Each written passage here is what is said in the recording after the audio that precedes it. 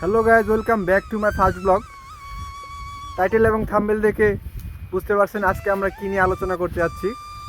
আজকে দেখাবো গ্রামীণ জীবনের একটি সুন্দর একটি বিকাল, যেখানে দুই ধারে দুইটি সুন্দর বিশাল পুকুর পাড় দিয়ে কলা গাছ লাগানো এবং প্রতিটি কলাই পরিপুষ্ট হয়ে গেছে।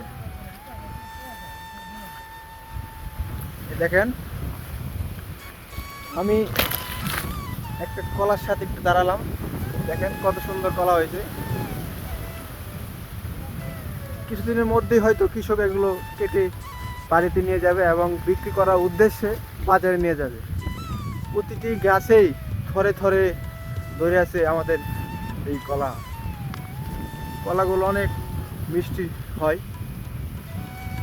বাজারের মতো সেরকম লাল রঙের মতো খুব লাল হয় না পাকলে, এগুলো আসল স্বাদ যারা গ্রামে থাকে তারাই নিতে পারে। আপনারা হয়তো যারা শহরে বা প্রবাসে থাকেন তারা এই স্বাদটা পাবেন না। তো আপনাদের যদি এই কলার স্বাদ নিতে হয় তাহলে আপনাদের গ্রামে আসতে হবে। এমনিতে আমি নতুন জীবনে প্রথম ভিডিও করি, ওরকম গুছিয়ে সুন্দরভাবে কথা বলতে পারি না। যদি আমার ভিডিওতে কোনো ধরনের ভুল হয়ে থাকে ক্ষমা সুন্দর দৃষ্টিতে দেখবেন। আর কী ধরনের ভিডিও আপনারা দেখতে চান আমরা একটু জানতে চাই, তাহলে আমার দেখা গেলো কি আমি নতুন ভিডিও বানাই, তাহলে আমার সুবিধা হবে ভিডিও বানানো। এখানে একটা ঘুড়ি, এই দেখেন আকাশে ঘুড়ি উঠতেছে। ঘুড়িটা আমরা একটু আগেই উড়িয়েছি, এই দেখেন সুতার ইয়া।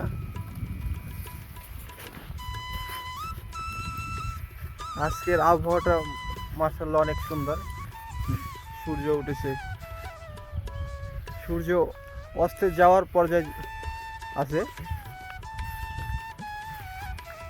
অনেক সুন্দর বাতাস। আমাদের এই গ্রামীণ জীবনে একটি সুবিধা আছে যে আমরা বিকাল হলে সুন্দর প্রকৃতির মধ্যে আমরা হারিয়ে যাই। অনেক সুন্দর বাতাস, আবহাওয়া। যারা প্রবাসে বা শহরে থাকেন তারা এটা আসলে এই স্বাদটা আপনারা পান না।